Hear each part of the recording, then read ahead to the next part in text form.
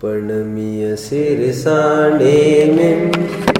गुणरयण विभूषणं महावीरं सम्मत्तरयण निलयं पयडि समुक्कीर्तनं वोच्छम्। निक्षेप का प्रकरण चल रहा है। थोड़ा सा जटिल प्रकरण जरूर है, लेकिन यह अनिवार्यतम ज्ञेय सामग्री है। क्योंकि मैं हमेशा बात कहता हूँ, आप मूलाचार पढ़ेंगे, तत्वार सूत्र भी पढ़ेंगे, अथवा गोमटसार में तो है ही, ये निक्षेप का प्रकरण आएगा। निक्षेप में जटिलता नाम निक्षेप और स्थापना निक्षेप में कुछ नहीं है। द्रव्य निक्षेप और भाव निक्षेप में है, जिसमें बहुत बड़ा चार्ट हमने देखा, जिसमें द्रव्य निक्षेप के मूल में दो भेद देखे, आगम द्रव्य निक्षेप, नो आगम द्रव्य निक्षेप। टोडरमल जी ने भी कैसे इसका प्रयोग किया है, एक दिन हमने ये भी देखा था। आगम द्रव्य निक्षेप के कोई भेद प्रभेद नहीं थे। नो आगम द्रव्य निक्षेप के 3 भेद हमने देखे थे। ज्ञायक शरीर, भावी, तद्व्यतिरिक्त। फिर ज्ञायक शरीर के भी भूत, वर्तमान, भावी। फिर भूत के भी त्यक्त, च्युत, चावित। त्यक्त के भी भक्त, प्रत्याख्यान, इंगिणी, मरण और प्रायोगमन। तद्व्यतिरिक्त के 2 भेद है, कर्म और नो कर्म। और भाव निक्षेप के फिर 2 भेद है, आगम भाव निक्षेप, नो आगम भाव निक्षेप, जिसमें अभी नो कर्म तद्व्यतिरिक्त नो आगम द्रव्य निक्षेप की हमारी चर्चा चल रही है। ओके, जिसमें एक चार्ट बन रहा है बराबर। और अभी तक हमारा चार्ट, कितने जनों का चार्ट पूरा है? ये अपने बनाया नहीं चार्ट, वैसे ही लिखा है, चार्ट नहीं बनाया। ठीक है, नहीं वैसे लिखा मतलब पूरा सेटेड मैनर में है पूरा। आप पढ़ सकेंगे उसको अच्छे से। कौन कौन से कर्म का लिखा है वैसे आपने? तुम छोड़ो, लिखे कि मत पढ़ो, तुम क्या क्या देखा हमने?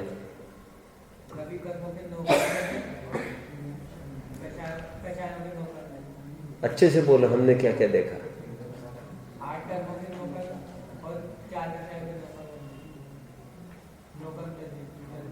क्या है बोलने की पद्धति? आपको ये बोलना चाहिए। देखो, प्रॉपर वे ये है प्रेजेंटेशन का कि मूल प्रकृतियों के 9 कर्म द्रव्य तद्व्यतिरिक्त 9 आगम द्रव्य निक्षेप देखे। एक उत्तर प्रकृतियों की चर्चा में ज्ञानावरण की 5 उत्तर प्रकृतियां, दर्शनावरण की 9 उत्तर प्रकृतियां, फिर दर्शन मोहने की 3 उत्तर प्रकृतियां देखी, मिथ्या तो सम्यक प्रकृति मतलब देखी, मतलब उनके 9 कर्म तद्व्यतिरिक्त देख रहे हैं हम सब जगह। आप समझ रहे हैं ना?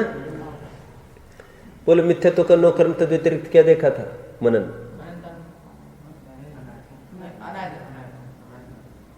कुछ ही नहीं है ना उसमें, इतनी बड़ी बात ही नहीं है वो।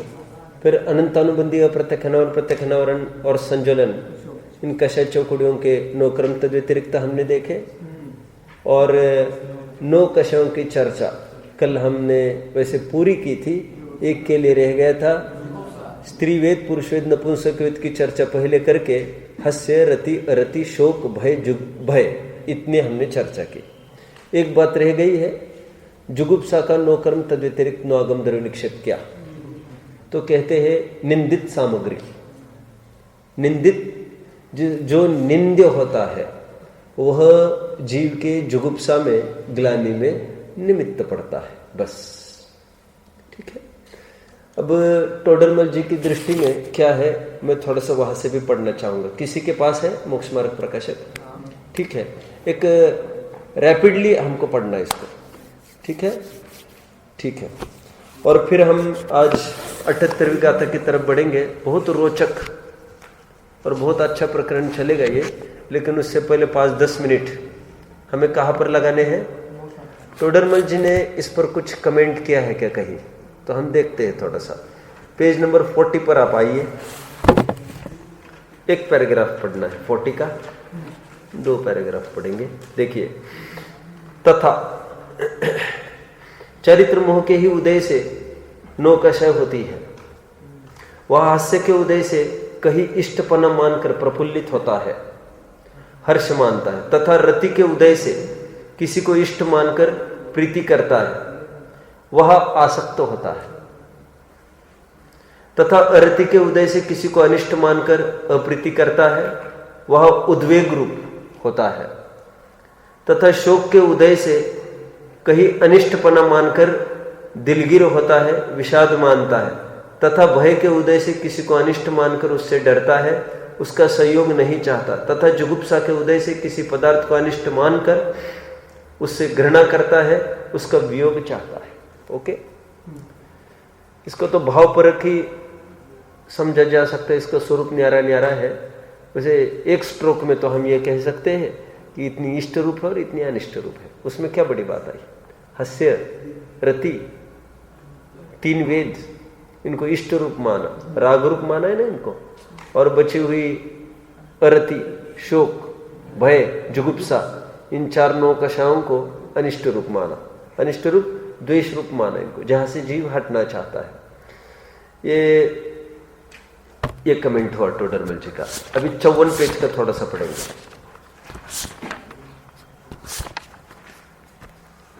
इसमें 3-4 पैराग्राफ पढ़ने हैं, थोड़ा रैपिडली चलेंगे। देखिए, तथा इन 9 कषायों के साथ एक मिनट, हाँ, तथा इन कषायों के साथ 9 कषाय होती है। मिल रहा है सबको?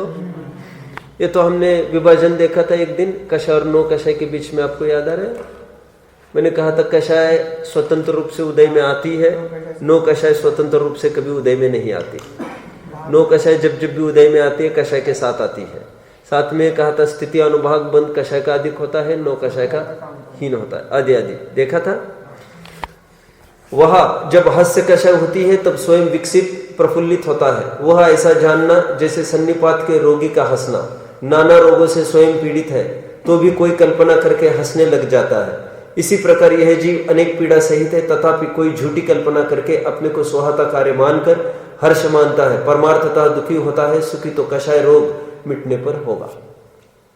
प्रयोजन की सिद्धि भी हर जगह डाल रहे हैं, और हर एक का फल दुख तो बताएंगे, क्योंकि प्रकरण चल रहे 3रे अध्याय का संसार दुख और मोक्ष सुख का निरूपण। हम तो उस दृष्टि से नहीं पढ़ रहे आगे, हम कौन सी दृष्टि से पढ़ रहे हैं आदि?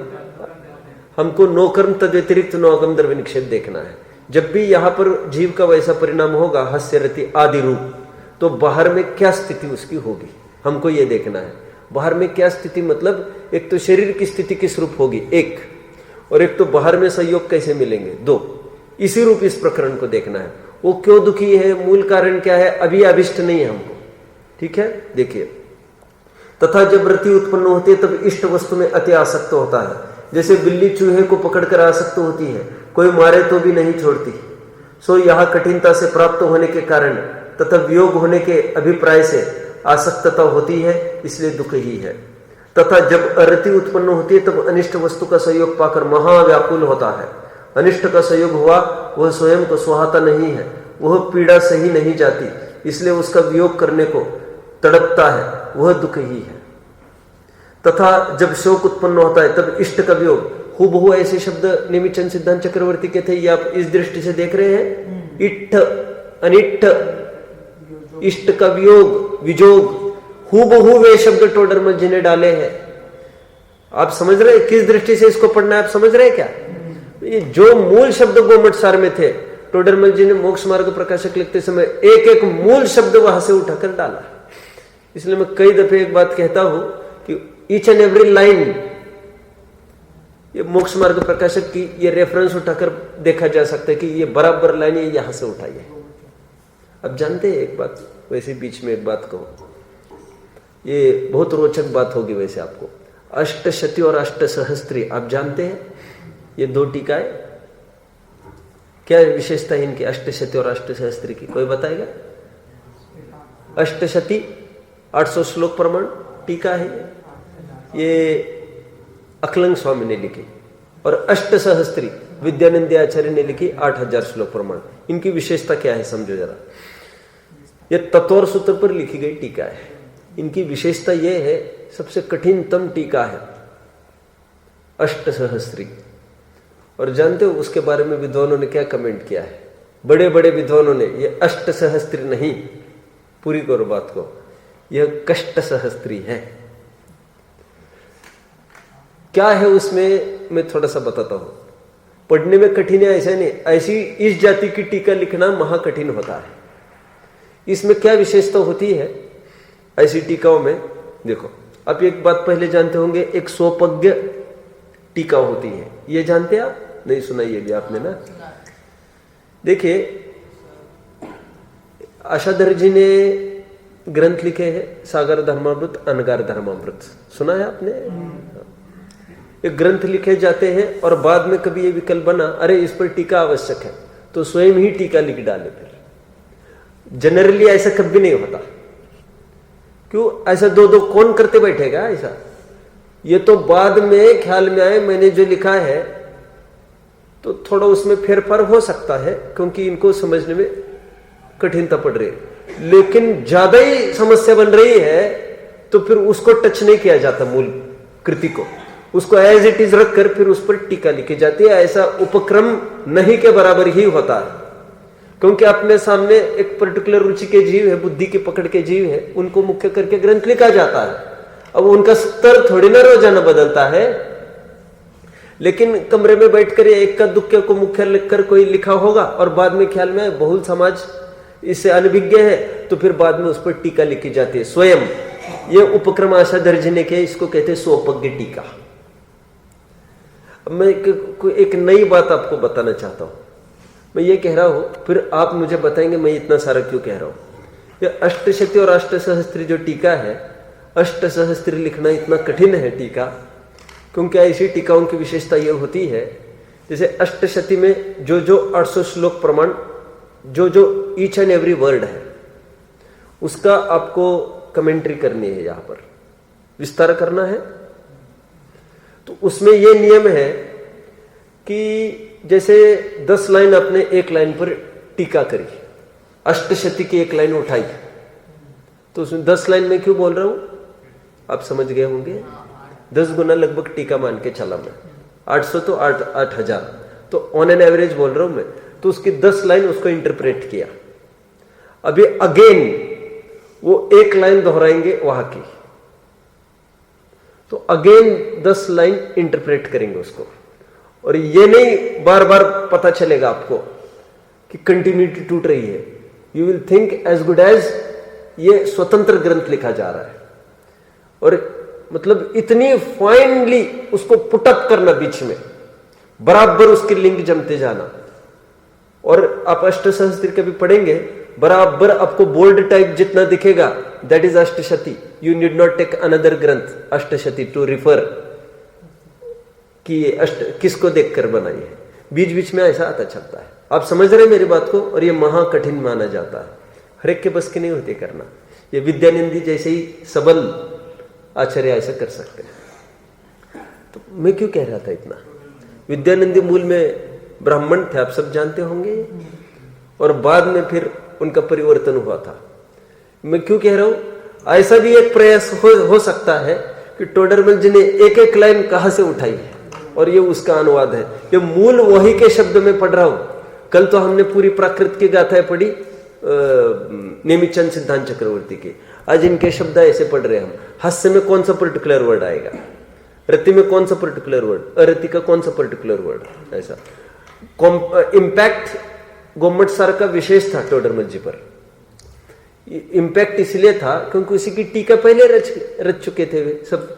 और रायमल जी का तो स्पष्ट कहना ही है क्या, मैंने उनको हजारों प्रश्न पूछे, हजारों प्रश्नों का जवाब एक गोमट सर के आधार से दिया। और सुनो, टोडरमल जी के ज्ञान को देखकर केवल ज्ञान की महिमा भाषित हुई, ऐसा लिखा। केवल ज्ञान क्या चीज होती होगी, ये टोडरमल जी के ज्ञान को देखकर मुझे अनुमान किया मैंने उसका, ऐसा लिखा रायमल जी ने। एक गोमट सार ग्रंथ के आधार से पूरा सब एक एक समाधान इसी ग्रंथ के आधार से। और वो टीका लिखने के पहले ये मास्टरी थी उनकी। अरे साहब आप लिखो, इस पर लिखो। तो टीका बाद में लिखी गई, फिर मोक्ष मार्ग प्रकाशक और बाद में लिखा गया। ठीक है, देखिए आगे बढ़ते हैं। कहाँ तक आए? अरति, शोक हुआ क्या? शोक, शोक। तथा जब शोक उत्पन्न, ये रैपिडली अपने को रीड आउट करना है बस इसको, है ना, फिर अपने को मूल गाथा आगे की देखने। तथा जब शोक उत्पन्न होता है तब इष्ट का वियोग और अनिष्ट का संयोग होने से अति व्याकुल होकर संताप पैदा करता है, रोता है, पुकार करता है। ओके, ये इसका भी बहुत अच्छा इसका मंचन हो सकता है प्रॉपरली। क्रोध, मैंने कल बहुत अच्छा एक स्क्रिप्ट बताई है दोपहरी में बच्चों को, आप कल्पना नहीं करेंगे। एक बहुत अच्छी स्क्रिप्ट आप 8th 9th वालों से उठा सकते हैं। मैंने एक घटित किया है, उसमें प्रकरण निश्चय व्यवहार का चल रहा है वैसे मेरा, तो उसमें कैसे नयों को ज्ञान कराए लोगों को, मैंने उनको बताया। अगर 1 घंटे का बराबर एक सॉलिड हो सकता है। अब यहाँ पर भी एक क्रोधमान मायलोक का तो मंचन हुआ है, हास्य रति अरति शोक भय जुगुप्सा का मंचन हो सकता है कदाचित, लेकिन होगा तो कषायों का ही ज्ञान हो, और उसको परिणमित होना पड़ेगा। चिल्लाना, पुकारना आदि जो टोडरमल जी साहब कह रहे हैं, ये एक एक शब्द वहां के, रोता है, पुकार करता है, असावधान हो जाता है, अपने अंग का घात करके मर जाता है, कुछ सिद्धि नहीं है, तथापि स्वयं ही महादुखी होता है।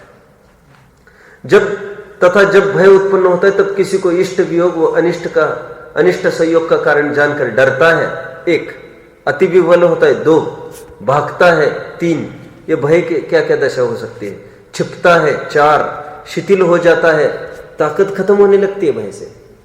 आपका वो लड़का है ना, हाँ, क्या वो स्कूल गया था ना, हाँ बोलो जल्दी बोलो, आई एम वेरी सॉरी, नहीं हुआ क्या, पेशेंस नहीं उसको सुनने की, he will immediately crumble down, गिर जाएगा धमाधम। समझ में आता है ये क्या बोल रही है? भागता है, छिपता है, शिथिल हो जाता है, कष्ट होने के स्थान पर पहुंच जाता है, वो मर जाता है। भय उत्पन्न होने पर कहां पर चला जाता है? जहां पर आज तक कभी डरता था वहां पर जाकर छिप गया ये जाकर। इसका बहुत विस्तार से वर्णन है, मुझे तो आज का प्रकरण बस लगाना है। छिपता है, शिथिल हो जाता है, कष्ट होने के स्थान पर पहुंचता है, वो मर जाता है, सो ये दुख रूप ही है। तथा जब जुगुप्सा उत्पन्न होती है तब अनिष्ट वस्तु से घृणा करता है, उसका तो संयोग हुआ और यह घृणा करके भागना चाहता है या उसे दूर करना चाहता है, और खेद खिन्न होकर महादुख पाता है। स्वयं भागना चाहता है या उसको भगाना चाहता है, दोनों खेद खिन्न होता है। तथा तीनों वेदों में से काम उत्पन्न होता है तो पुरुष वेद से स्त्री के साथ रमण करने की, स्त्री वेद से पुरुष के साथ रमण करने की, नपुंसक वेद से दोनों के साथ रमण करने की इच्छा होती है, उसे अति व्याकुल होता है। ये बहुत शानदार प्रेजेंटेशन है आगे का। आताप उत्पन्न होता है, निर्लज्ज होता है, धन खर्च करता है, अपयश को नहीं गिनता, परंपरा दुख हो वह दंड अधिक हो उसे नहीं गिनता, काम पीड़ा से पागल हो जाता है, मर जाता है। रस ग्रंथों में काम की 10 दशाएं कही है, वहां पागल होना मरण होना लिखा है। वैदिक शास्त्रों में ज्वर के भेदों में काम ज्वर को मरण का कारण लिखा है। प्रत्यक्ष ही काम से मरण तक होते देखे जाते हैं। कामांध को कुछ विचार नहीं है, पिता पुत्री तथा मनुष्य तिरंचनी इत्यादि से रमण करने लग जाते हैं। ऐसी काम की पीड़ा है सो महादुख है। हो गया प्रकरण। आइए 78 गाथा चलने, अपने मूल प्रकरण में आइए।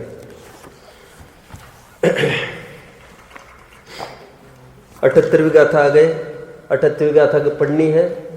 अभी चार्ट में चिन्मय चार्ट बन रहा है, प्रॉपर बन रहा है। क्या आएगा आगे? ज्ञानावरण, दर्शनावरण, वेदनीय, मोहनीय, आयुष का नंबर आएगा अभी। आज आयु के 9 कर्म तेज व्यतिरिक्त बताए जाएंगे। नए लोगों को थोड़ा 9 कर्म तद व्यतिरिक्त क्या चीज है? 9 कर्म तद व्यतिरिक्त ये शास्त्रीय भाषा है कर्णन योग की। इसको सिंपल भाषा में बहिरंग निमित्त कह सकते हैं। जीव के पर्टिकुलर परिणाम के साथ बाहर का कौन सा निमित्त जुड़ा है यह बताने का यह प्रकरण है। ओके, जैसे फॉर एग्जाम्पल अभी हमने देखा था तो पर हास्य के लिए क्या 9 कर्म तद व्यतिरिक्त बताया था? जोकर। फिर शोक के लिए क्या बताया था? वहां का मूल शब्द बोलो। मृत सुपुत्र, ये दिया। सुपुत्र का मरना, ये शोक के लिए दे दिया उन्होंने। ये जो ज्वलंत उदाहरण है लोक के, वे नो कर्म के रूप में डाल रहे। हालांकि मैंने कल भी बात कही थी, निमित्त नैमित्तिक ज्ञान की, निमित्त नैमित्तिक संबंध का घनापना भी समझना यहाँ पर, और साथ में और एक बात समझते जाना, परद्रव्य जबरन तो भाव बिगाड़ता नहीं। मैंने एक बात हमको हमेशा कही, आज फिर से मैं दोहराऊं उसको। फूलचंद जी सिद्धांत शास्त्रिक विद्वान हुए, दिग्विजयी विद्वान हुए, समझे आप? खानिया तत्व चर्चा, अरे समझ रहे कि नहीं? तो उन्होंने एक बात कही थी, और जगह जगह वे कहते थे, एक बात तो, निमित्त नाम की जगत में कोई वस्तु नहीं है। ऐसी कोई वस्तु पैदा नहीं हुई आज तक जिस पर निमित्त नाम की सील लगी है, और हुआ होगा कोई वस्तु निमित्त तो that is for time being. The next moment वो अन्य किसी का निमित्त बन सकता है, उसी जीव को अन्य किसी परिणाम का निमित्त बन सकता है। एक उन्होंने एक और महत्वपूर्ण बात कही थी कि सचमुच हम जो देवशास्त्र गुरु को निमित्त कहते हैं ना सम्यक्तों का, ये वस्तु स्वरूप है। देखो देखो सुनो, जो देवशास्त्र गुरु को निमित्त कहते हैं सम्यक्तों का, वो वस्तु स्वरूप नहीं है, वह चरणानियोग की परिपाटी है। तुम कहां पर लगना, तुम कहां पर स्वयं को अप्लाई करके रखोगे तो तुम्हारा काम होने की पूरी पूरी संभावना है। पूरी पूरी भी संभावना तो संभावना ही होती है, समझ में आता है? संभावना होती है मतलब मे बी 0% ऑल्सो, उसमें क्या क्या है? पूरी पूरी। मैं कुछ बात कह रहा हूं, देवशास्त्र गुरु ये सम्यक्त में निमित्त है, ये चरणानियोग और प्रेरक कथन है। ये वस्तु स्वरूप क्या कहता है समझो अभी। वस्तु स्वरूप ये कहता है, फूलचंद जी कहते थे कि जो देवशास्त्र गुरु को निमित्त कहा है ना सम्यक्तों का, बोले ऐसा नहीं है। क्यों? निमित्त का आरोप तब आता है जब यहां पर कार्य हो, क्योंकि निमित्त और नैमित्तिक इनकी काल प्रत्याशक्ति है। समय एक, दो कार्य, दोनों जुदे जुदे वस्तुओं में होना एक ही समय में, इसी को कह रहा हूं मैं काल प्रत्याशक्ति। प्रत्याशक्ति की निकटता। व्हाट इज प्रत्याशक्ति? निकटता, काल की निकटता। काल की कितनी निकटता गहरी? काकतालीय। एट द सेम मोमेंट वहां पर उदय हुआ। अब उदय की छोड़ो, किसको दिखता है? यहां पर इसको क्रोध होना था, यहां पर गाली दी, बस वो हो गया, दोनों बातें एट ए टाइम। समझ में आता है? तो कहते हैं जब यहां पर कार्य होगा तब सामने वाली वस्तु पर अनुकूलता का आरोप आता है। हमने निमित्त की परिभाषा में ही पढ़ा है क्या? जो वस्तु कार्य रूप तो ना परिणमे, लेकिन कार्य के परिणमन होने में निमित्त उपादान की तरफ से निमित्त की परिभाषा आई है। निमित्त की परिभाषा से, निमित्त की तरफ से उपादान की परिभाषा आ सकती है? भैया फिर उसको उपादान कहेगा कौन? परिभाषा में ही पराधीनता है निमित्त के। आप सब समझ रहे होंगे मेरी बात को। तो ये फूलचंद जी कहते थे, देखो बहुत अच्छी कंसेप्ट है ये। वे कहते थे देखो कि ऐसे थोड़ी ना है कि कार्य नहीं हो और निमित्त बन गए हो, क्योंकि किसी भी कार्य के होने में 5 समय होते हैं, और जहां पर मिलेंगे 5 समय मिलेंगे, नहीं मिलेंगे तो कोई समय नहीं है फिर वहां पर। इसका मतलब जिनको आज तक सम्यक्त तो नहीं हुआ है उनको निमित्त भी नहीं मिले हैं।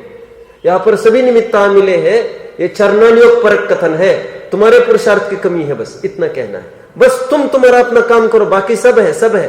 ये जो कहा ना, वो हताश नहीं होना, भीख नहीं मांगना विषयों की, इसके लिए बोला तुमको। निमित्ताधीन दृष्टि वालों के लिए बोला कि निमित्त तो सब है, कोई कमी नहीं है उसकी। लेकिन परमार्थ से जब कार्य होता है तब निमित्त का आरोप होता है। तो फिर देवशास्त्र गुरु को क्यों कहा जाता है निमित्त? तो फिर वे कहते थे क्योंकि ये मेजर पॉसिबिलिटी देखकर कि जब भी तुमको होगा तो यही देवशास्त्र गुरु कहीं ना कहीं बीच में होंगे, तो तुम यहां पर लगे रहोगे कि यहां पर, जैसा अभी मैंने कहा, पूरी संभावना है यहां से निकलने की। यहां पर अवसर है। क्या बोला एक शब्द में? हमेशा कहता हूं ना, जो लोग कहते भाई प्रवचन तो कुछ समझ में नहीं आता, ऐसे जटिल विषय चल रहे हैं, तो फिर मैं उनको कहता हूं फिर क्या कर रहे हैं आजकल? नहीं, आप दुकान में बैठते हो। अरे यहां पर आकर बैठो। अरे यहां पर कहां समझ में आता है? तो वहां पर समझ में आता है। क्या प्रश्न है मेरा? वहां पर आता है समझ में? नहीं, बात तो एक ही है ना, न यहाँ आता न वहां आता है, बात एक नहीं है। बोलो, यहां पर समझने का अवसर है, वहां पर अवसर भी नहीं है। वो बात अवसर की है, अवसर की। समझ रहे? मैं क्यों कह रहा हूं ये? अभी घना निमित्त नैमित्तिक संबंध दिखाया जाएगा यहां पर। अभी गाथा पढ़ी अपन ने? गाथा पढ़ी? नहीं पढ़ी? गाथा पढ़ी अभी। चलिए। हारो से साण मिट्ट मन्नादी गदिनो कम्मं दौवम।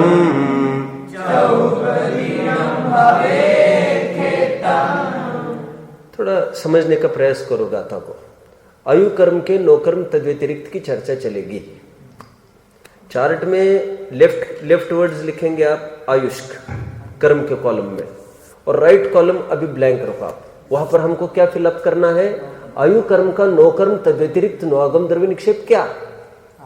नौकर्म तद्व्यतिरिक्त मतलब आयु कर्म का बहिरंग निमित्त क्या? हमको ढूंढना ये है। ओके? तो सबसे पहले आप लिखेंगे निरयायुष, नरकायु। आयु में भी स्पेसिफाई करो पहले। अब एक काम कर सकते हैं, अब हॉरिजॉन्टली चार्ट बन रहा है ना आपका। हॉरिजॉन्टली मतलब आप एक काम करें, वहां पर लिखे पहले आयु, और आयु में भी फिर आप 4 सेक्शंस बनाएंगे, जिसमें नरकायु लिखो, और फिर उसके आगे क्या लिखना मैं बताऊंगा आपको। आप समझ रहे हैं मेरी बात को? नरकायु आप पहले लिखेंगे, तो नरकायु का कि मेंटेन रहने में निमित्त क्या, उसकी चर्चा चलेगी। देखिए क्या कह रहे हैं। निरयायुष अनिष्ठ हारो, आपको तकलीफ भी होगी पढ़ के। अनिष्ट आहार ये लिखो पहले वहां पर, फिर एक्सप्लेनेशन चलेगा। क्या लिखा?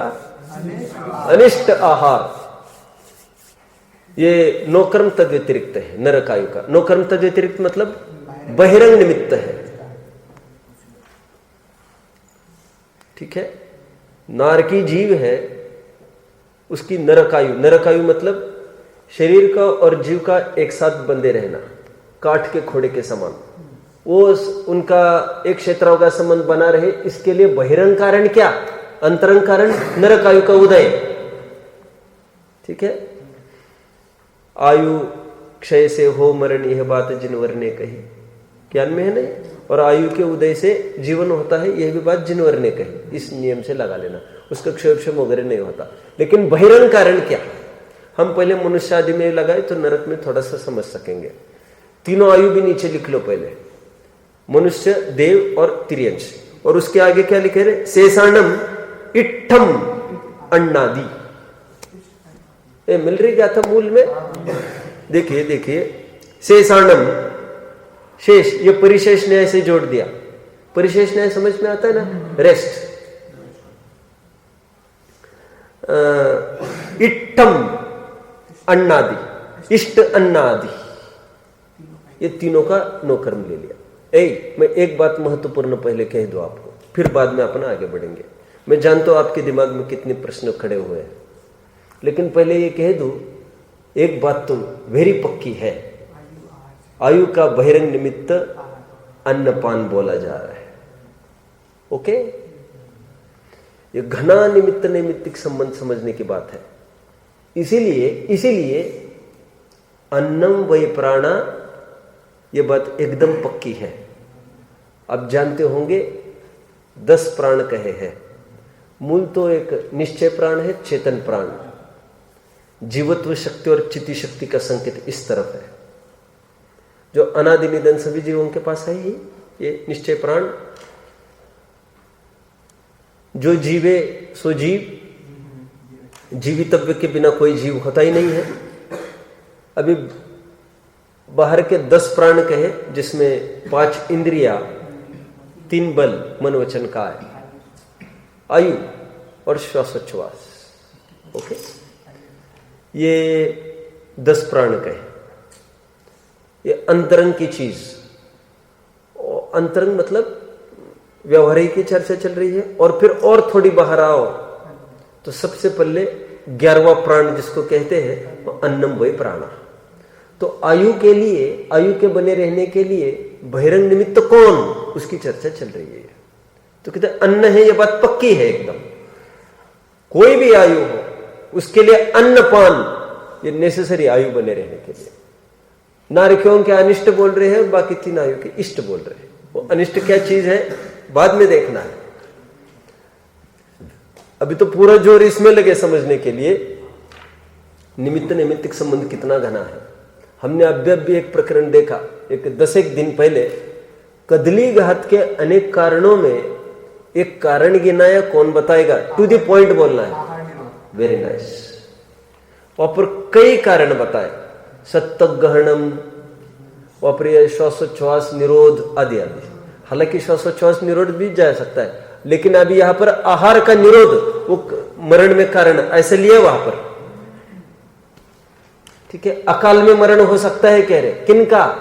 जो आहार पान त्यागेगा अकाल में मरण हो जाएगा उसका। अकाल मरणों के कारण मिलिया, कदली घात मतलब अकाल मरण, एक ही बात है, ठीक है। देखो भोजन से जीवन चलता नहीं है और ये पूरा निमित्ताधीन कथन चल रहा है। और निमित्ताधीन इतना ही नहीं, कर्मों की बात टोटली बाहर की, और उसको हल्का फुल्का बिल्कुल नहीं लेना। क्यों नहीं लेना हल्का फुल्का? क्या प्रॉब्लम है इसमें लेने में? अरे भाई प्रॉब्लम ये है, किसी ने मुनि दीक्षा अंगीकार करी, सुबह की चर्चा में मैंने 2-3 दिन में बोला था, किसी ने मुनि दीक्षा अंगीकार करी। उत्सर्ग मार्ग क्या है भैया? उत्सर्ग मार्ग क्या है?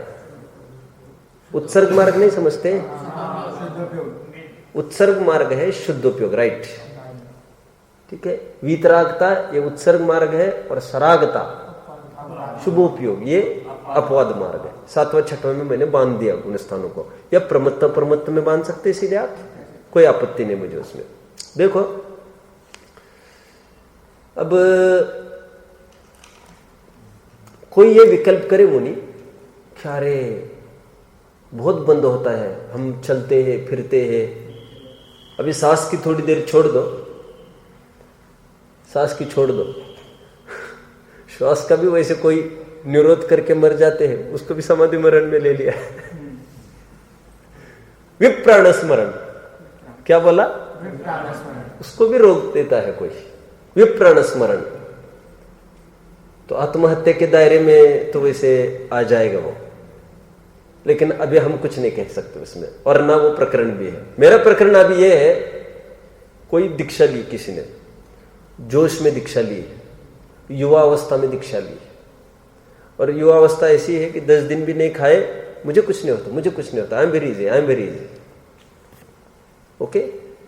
ये चंद्रगुप्त के 16 स्वप्न, भद्रबाहु ने बताए स्वप्न फल, भरत के 16 स्वप्न। अरे समझ रहे? युवा अवस्था में खूब जोश में रहते हैं, और फिर एकदम डिसेंडिंग ग्राफ बनने लगता है। अब मुझे तो ये कहना है कि मुनि उद्यत हुआ, प्रवचन सार का प्रकरण बता रहा हूं मैं, फिर वो ये कहने लग गए कि अभी एकदम आकुल तो होने लग गई, तो उसको लगने लग गया कि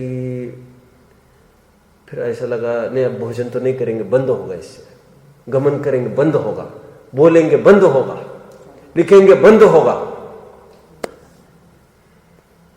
मैं तो नहीं उठूंगा आहार पान के लिए, नहीं नहीं नहीं, ठीक है शुद्धोपयोग ही शरण है। तो उसके लिए बोला आचार्य ने, तो ऐसा बोला, लेप होगा, point to be noted.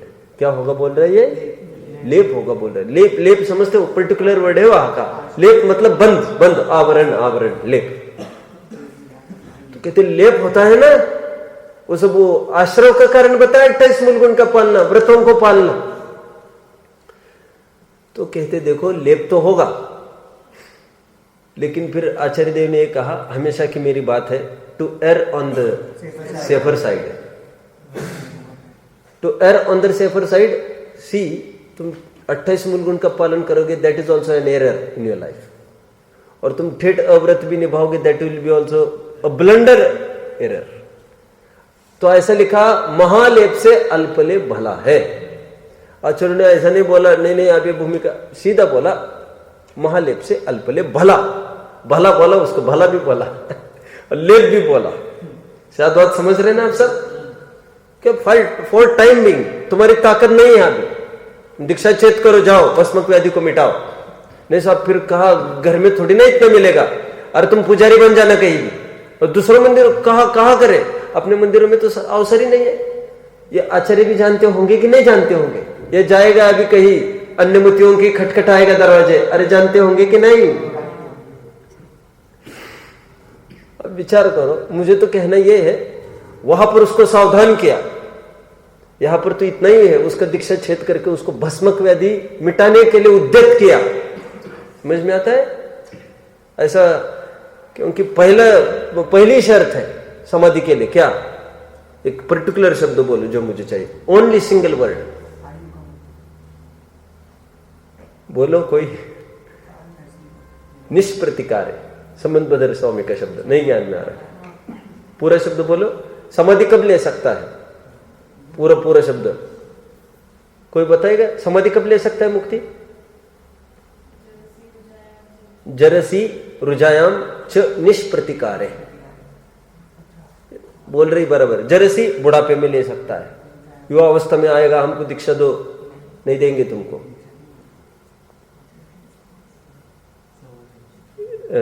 Jersey रुजायाम च निष्प्रतिकारे, रोग यदि निवारण में नहीं आता हो तो, और उसके लिए नंबर ऑफ टाइम्स आजमाना चाहिए आपको, कंट्रोल में आ रहा है कि नहीं आ रहा है। रोजाना दवा बदल के दे देंगे हम तुमको। बदल के मतलब आप समझ रहे हैं मेरी बात को?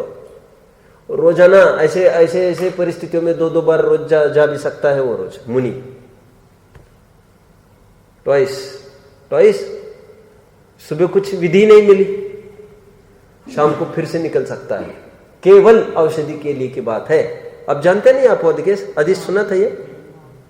मैंने अभी मुनि स्वरूप में पूरा खोला है, दूसरी बार भी जा सकता है, केवल औषधि के लिए। और वो भी सुबह बिल्कुल आहार नहीं मिला होगा। अंतराय अंजुलि जहां छुट्टी गया, नाउ नेक्स्ट डे, एक 24 घंटे के बाद जो होगा विकल्प शाम, लेकिन सुबह वैसे ही घूम के आए हैं, शाम को फिर निकल सकते हैं। औषधि अन्नम वही प्राणा, अन्नम वही प्राणा, औषधि वही महाप्राणा। औषध के अन्न के बिना तो काफी टाइम जी सकता है, लेकिन औषधि के बिना तकलीफ होगी, और सांस के बिना तो और तकलीफ होगी। समझ में आता है? हालांकि औषधि के लिए कोई अलग से ना मुद्रा है, और आता तो अन्न में ही है, लेकिन औषधि ऐसी चीज होती है, वो बहुत hard and fast particular point पर उतना वैसा चाहिए। यह बात दूसरी है, कभी कभी आहार ही औषधि के रूप में दिया जाता है, वो बात अलग चल रही है अभी। अब मुझे तो क्या कहना है, यहां पर बात को समझो। प्राण को बहिरंग आहार कह रहे, तो आचार्य देव ने कहा तुम अल्पलेप भला है, तुम जाओ 28 मूल जाओ। और कोई उत्सर्ग मार्ग का ही एकांत कर बैठे, उसको मैत्री दिखाई जाती है अपवाद मार्ग के साथ, और अल्पलेप को भी धर्म बताया जाता है। आप समझ रहे हैं? और आत्मानुशासन में तो मैंने उदाहरण भी दिया, ऐसा एक व्यू खड़ा किया कि कोई क्या कहते हैं, खाई में कूदने को उद्यत है, और जितने में किसने आकर कहा रोक ले, क्या करता है, उसी प्रकार मानो कोई आहार पान त्याग करने को उद्यत हुआ है, और अबाउट टू खाई मतलब किसका उदाहरण दिया होगा? अब मरने के लिए तैयार हो गया, तो उसको समझाया कर तुम मर के क्या निहाल करोगे, 4th क्लास में जाओगे, 7th फेल होकर 7th 6th देवगति में भी जाओगे, वहां पर संयम की कोई बात नहीं, तुम खा पी के संयम करो ना, यहां पर खा पी के संयम करो। यहां पर गुणस्थान छोड़ने लायक नहीं है। ले तप बढ़ावनी हेतु नहीं पोषते तजी रसन को, इतना विकल्प उनको आहार संबंधी हो सकता है। रोजाना डेली 7 महीने 13 दिन रोजाना अपना चल रहा है उनका काम। हम भोजनशाला की तरफ रोज बढ़े, 10 दिन के ऊपर हमारे बढ़ने की ताकत नहीं है। ऐसा लगता है क्या दिक्कत है, यहां पर भोजन क्यों नहीं मिलता, समस्या क्या है? और 7 महीने 13 दिन तक बराबर, क्यों? अन्नम वै प्राण। आप सब समझ लीजिए, ये निमित्त निमित्त का घना संबंध। लेकिन टोडरमल जी की बात एक याद रखना, कौन सी? कोई अन्न का तो बहुत संग्रह करे, यह जानकर के अन्नम वै प्राणा, और सुनो अंतरंग के 10 प्राणों को मिलान ना कराए और 10 प्राण रूप की प्रधानता को ना समझे, वो तो मरेगा। उदाहरण किसका दिया, कहा दिया? निर्जरा तत्व संबंधी भूल। उपवास तो खूब किया और क्या बोला, लेकिन उपवास की सिद्धि यदि वो अंतरंग के शुद्धोपयोग का ना मिलाए वो तो मरेगा, निर्जरा नहीं होगी उसकी। याद आ रहा है प्रकरण? नहीं याद आ रहा है? निर्जरा तत्व संबंधी भूल 238 वगैरह पर होगा, वहां पर बात आई ना, अन्न का ही उदाहरण दिया। अभी अनिष्ट आहार क्या है उसकी तरफ बढ़ते हैं अपन। अभी देखना क्या है हमको, पहली बात को हमने खोला एक पन्ना। क्या पन्ना खोला है हमने? देखो अन्न को बहिरंग निमित्त बोल रहे आयु का। अभी और एक बात इसमें समझ लेना, तो क्वालिटी भी समझ लेना। अभी उसमें अन्न में क्वालिटी मतलब अब सुपीरियर क्वालिटी का खाओगे तो ज्यादा दिन तक ठीक रहोगे, और वैसे ही वैसे मात्र पेट ही भरना है आपको। पेट भरना समझ में आता है ना?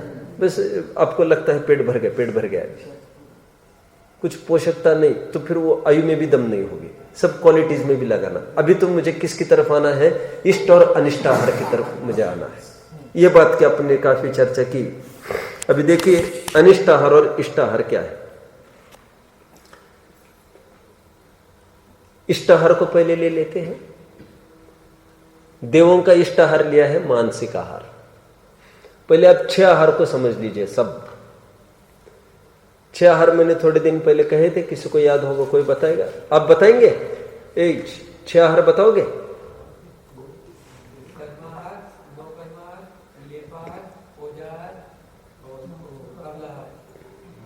पांचू है क्या? मानसिक आहार, ठीक है। देखो सुनो सुनो, व्हाट इज ओज आहार? ठीक है, धूप आए, ठीक है। अंडे वगैरह इंक्यूबेशन अपन ने देखा था थोड़ा इसको, और उबाते हैं उसको, हीट देते हैं थोड़ी सी।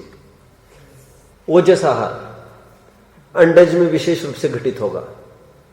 विशेष रूप की बात इसलिए कह रहा हूं, गौण रूप से हम जीवों में सभी 6 घटित होते हैं। कैसे बाद में देखेंगे। ओजस आहार, फिर और लेप आहार। लेप आहार ये एक इंद्रिय आदि है, इनको पानी वगैरह छिड़को, ये पानी सोख लेते हैं। इनका मुंह वगैरह ऐसे कोई पर्टिकुलर वचन बल ही नहीं है, उनको कोई ऐसी रसना इंद्रिय वगैरह तो होने का काम ही नहीं, स्पर्श नहीं।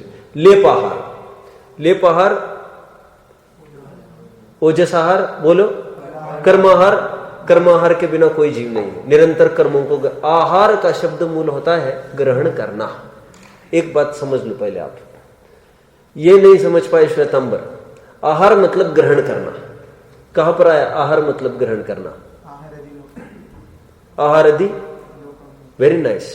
मूल गाथा हमने देखी, दूसरी तीसरी गाथा देखी, आहार आदि कम्मनो कम्मम। याद आ रहा है प्रारंभ की गाथा?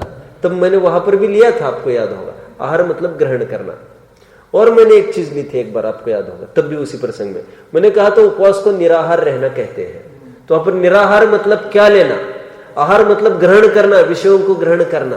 ये उपवास में बाधा खड़ी हुई, विषयों को ग्रहण नहीं करना, ठीक है। अब कर्माहार हुआ। नो कर्माहार, शरीर के बनावट के लायक नो कर्म वर्गणाएं, आहार वर्गणाएं, वातावरण में से ग्रहण करना, इसमें कोई विकल्प पूर्वक की बात नहीं है। ये नो कर्म आहार, ये विग्रह गति को छोड़कर सदैव समस्त संसारी जीव करते रहते हैं। ऑफ कोर्स 13वें गुण स्थान तक, क्योंकि योग के निमित्त से ही इनका भी आना बनता है, कर्म और नो कर्म। चलो आगे, मानसिक आहार की चर्चा है वैसे। और कवलाहार 2 रहे क्या? कवलाहार तो सामान्य है, तिर्यंच और मनुष्य कवलाहार करते। कवल, कौर, ग्रास, बाइट, अन्न में लेते हो तुम, और पान में लेते हो तो एक पर्टिकुलर एक स्ट्रोक्स में चलता है उनका पीना, समझ रहे आप? तो इसको कवलाहार कहते हैं। तो कवलाहार और एक मानसिक आहार, इसको भी समझ लीजिए सब अच्छे से। देवों के मानसिक आहार होता है। मानसिक आहार की परिभाषा हमने सुनी है आज तक, कि मन में थोड़ा कुछ विकल्प उत्पन्न हुआ, उनके कंठ में से अमृत झरता है, ऐसा सुना है हम सब ने, है ना। और फिर सबका अपना अपना ड्यूरेशन, लाइफ स्पैन नक्की किया है कि 33 सागर वालों की आयु होगी तो 33,000 वर्ष बाद एक बार उसको भूख लगती है। अकॉर्डिंगली सब समझ लेना। और उतने पक्ष प्रमाण वो श्वासोच्छ्वास चलता है। लेकिन देखिए अमृत झरना ऐसा कुछ नहीं होता वहां पर, प्रैक्टिकली नहीं है ऐसा कुछ होना। क्यों? झरने के लिए ऐसा सब इंटरनल बॉडी अपनी जैसे इंटरनल स्ट्रक्चर है, ऐसे कोई थ्रोट है, फिर क्या कहते हैं इसको पर्टिकुलर बायोलॉजिकल क्या वर्ड है इसकी, लैरिंग्स फेरिंग्स क्या क्या होता है, वेसल्स, आर्टरीज, वेन्स, कुछ होता है ना सब ये। तो अभी ये सब कुछ होता है। सुनो सुनो, तो कंठ तो भैया अपन लोगों को होता है, कंठ उनके कहाँ होता है? आप समझ रहे? कंठ आदि चीज ये तो औदरिक शरीर वालों को होता है, उनका तो ठोस शरीर होता है, वैक्रिक शरीर, उनको तो कंठ फंट कुछ नहीं होता। और होता इतना ही है, उनको विकल्प उत्पन्न हुआ और तत्समय विकल्प शांत हो जाता है। और बहुत बार हमको होता है, अभी विकल्प हुआ फिर कुछ दिख रहा है इसलिए नहीं छोड़ छोड़ छोड़ कुछ नहीं चाहिए। अभी अपना थोड़ा कषायवश भी हो जाता है, उनका एक नियोग है। तो अमृत झरता ये कहना बहुत उपचार का कथन है, और कंठ वंठ की तो कोई बात ही सिद्ध नहीं होती वहां पर। ठीक, ये मानसिक आहार कहते हैं उसको। मन में उत्पन्न हुआ, और वो कोई आहार ही की बात थोड़ी ना है उनकी। और ऊपर ऊपर चलो काम भोग आदि सब ऐसे नहीं बोले क्या उनको? मन में विकल्प उत्पन्न हो, और अभी वो उसको कंठ में से कैसे झराएंगे? अब मन में वो विकल्प उत्पन्न हुआ स्त्री सेवन करना, और मन में विकल्प उत्पन्न हो, और बस उपशांत तो हो जाती है उनकी। अरे ज्यादा देर टिकती नहीं हो उनकी कषाय। ये मानसिक आहार हुआ उनके इष्ट। और मनुष्य त्रियंश का और देवों का इष्ट अन्नपान ये आयु में कारणभूत का है। ओके, अब फिर इसमें भी बहुत अपन एक डिग्रीज लगा सकेंगे। जैसे मनुष्य त्रियंश में कैसे डिग्रीज लगा सकेंगे? उत्तम भोग भूमि में जाओ, फिर मध्यम में आओ, फिर जघन्य में आओ, ऐसे वेरिएशन उसमें भी पड़ता जाएगा। छठवें काल में जाओ, मनुष्य में भी कितना वेरी हो रहा है आप पकड़ रहे? देखो पहले काल वाले जीव सुखमा सुखमा 3 दिन में एक बार भोजन कितना मिलता है, कितना करता है भैया? बेर प्रमाण। फिर दूसरे 2 दिन के अंतराल से, 2 दिन के अंतराल से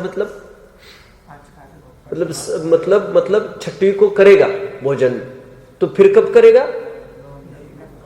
नहीं, मैं जानना चाहता हूं कब करता है? छठी में करेगा तो पक्का 90 में करेगा।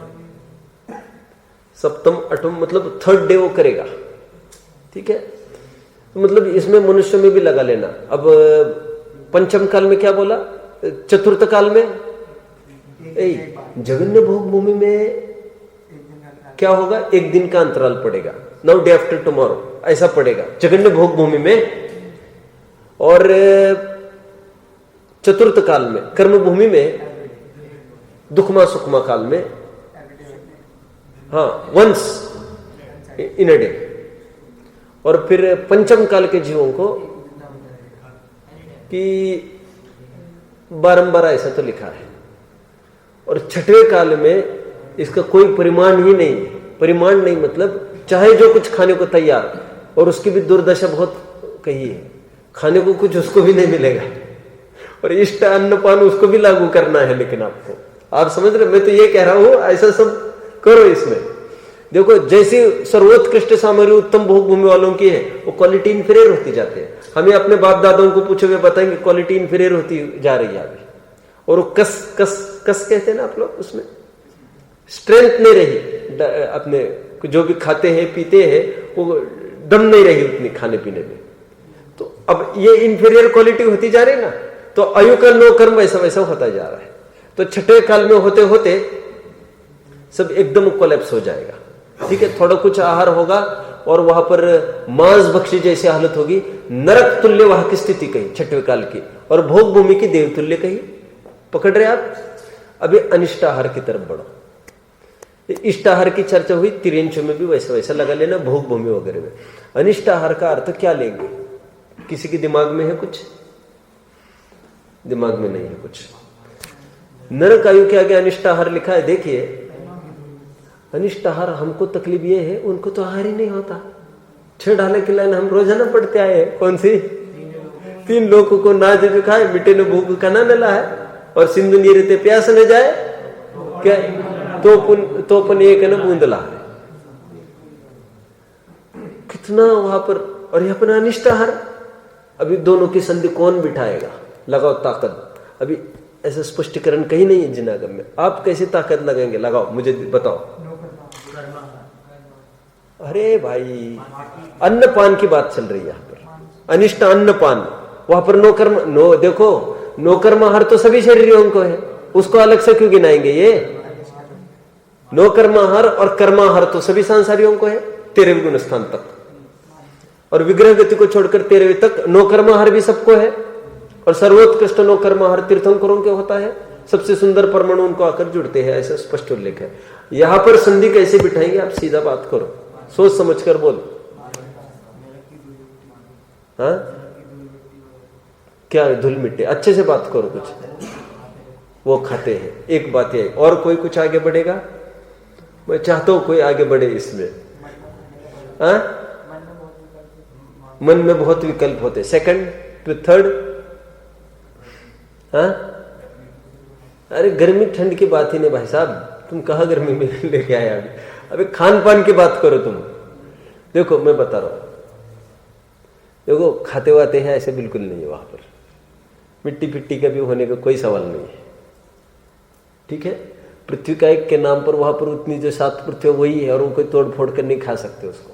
बाकी कोई धूल मिट्टी ऐसी कुछ नहीं है, कीचड़ होगा तो उसको खा लेंगे उसको, ऐसा कुछ नहीं होता है।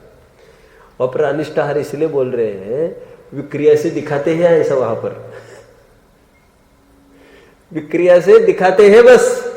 ये है सब। वो छेड़हाला की फिल्म है ना, छेड़हाला में चित्र बना है ना वहां पर, याद आ रहा है अभी? वो बना है पेड़ा, क्या पेड़ा बर्फी लड्डू वहां पर रखा है सब, और वो बराबर जैसा ये इनको अनिष्टाहार कह सकते हैं। हिरण है ना, हिरण, उसको ऐसा इल्यूजन होता है कि वो पानी है, जलाभास, वो दौड़ता जाता है, मिलता कुछ नहीं है। और फिर ये दौड़ता जाता है, बस ये होता है कषाय वश है। और तिरे वो नारकीकृत है वहां पर। और यहां पर तो ओरिजिनल ऐसा है, हिरण को जैसा होता है। आप पकड़ रहे हैं, हम भी ले सकते हैं। हमारे दुख का नो कर्म क्या? बताओ अभी परफेक्टली इस बात में बोलो। अनिष्ट विषय जो हमारे हाथ में तो नहीं आते, मनोकल्पना कर करके उसकी तरफ छलांग लगाते हैं तृष्णावश, और पकड़ में तो कुछ नहीं आता, झपट्टे मारता है, भृगु प्रपात करता है। समझ में आता है? उसको हाथ में कुछ लड्डू वड्डू नहीं आते, यहां पर कौन से आ रहे? अनिष्टाहार इसको कह रहे। कार्तिक पकड़ रहे? अनिष्टाहार खाते कुछ नहीं है, नहीं तो छेड़हाले वाले झूठे ठहर जाएंगे ना, फिर खाने वाले दिखाएंगे तो। ये तो अनिष्टाहार, अनिष्ट मतलब दिखाते हैं बस सामने वाले, और उसको देख देख कर आप एक बात जानते होंगे, आहार संज्ञा के लिए कारणभूत बाहर के आहार सामग्री को देखना है। जैसे दिखेगी वो खाने की और इच्छा होगी, ये ले ये ले ये ले ये ले, पकड़ पकड़ पकड़ पकड़, और परेशान होता है। अपन बच्चों को करके देखो ना एक आध दिन, अरे तुमको कोई करे रोटी रोटी रोटी, कैसा होगा? समझ में आता है? और वहां पर कैसी तकलीफ होती होगी उनको। चलो ये एक हुआ। अभी नीचे की लाइन तो कल देखनी है, बस लाइन पढ़ते हैं, गाथा पूरी हो गई है। वैसे ये नीचे की लाइन कल भी नहीं देखनी है, आज ऐसी देखनी है इसको। ये नीचे लिखा है गदीणो कम्मम दब्बम चौ गदीणम हवे खेतम। इसका बस इतना लिख दो कि उस योग्य क्षेत्र, किसकी चर्चा चालू हुई अभी? आयुकर्म वाइंड अप किया इन्होंने एक लाइन में। सेकंड लाइन में नामकर्म प्रारंभ हो गया है। नामकर्म की गति को यहां पर गिना रहे, तो गति का नो कर्म बहिरंग कारण क्या बोल रहे? उस योग्य क्षेत्र। अब उस योग्य क्षेत्र में हम क्या समझे? तो उन्होंने आगामी गाथा में 79 गाथा में 79 को क्या कहते? 79 कहते कि 89 कहते? पक्का 79वीं गाथा में आ गई है। गति का सुनो सुनो, गति को अपने अपने लायक क्षेत्र ये आगे बताने वाले हैं ये। तो इसलिए अभी अपन भी खुलासा नहीं करके कल आगे की गाथा पढ़ेंगे, और फिर हम ये देखेंगे इसमें प्रश्न चिन्ह तो खड़ा रहेगा कल भी, क्योंकि वो क्या कहना चाहते हैं ये पूरी तरह पकड़ में नहीं आएगा। प्रश्न क्या प्रकरण आना है कल? दीपक प्रकरण कल क्या आना है? गति के नौ कर्म, चारों गति के। और क्या गति के नौ कर्म क्या बता रहे अभी? उस योग्य क्षेत्र। तो क्षेत्र का और गति का क्या संबंध है? अब इस रूप से थोड़ा विचार करना, भाई जिस क्षेत्र में उपतिरंज रह रहे उसी क्षेत्र में तो मनुष्य रह रहा है। अब थोड़ा विचार करना इसको, फिर कल तो मैं लूंगा इसको। ओम।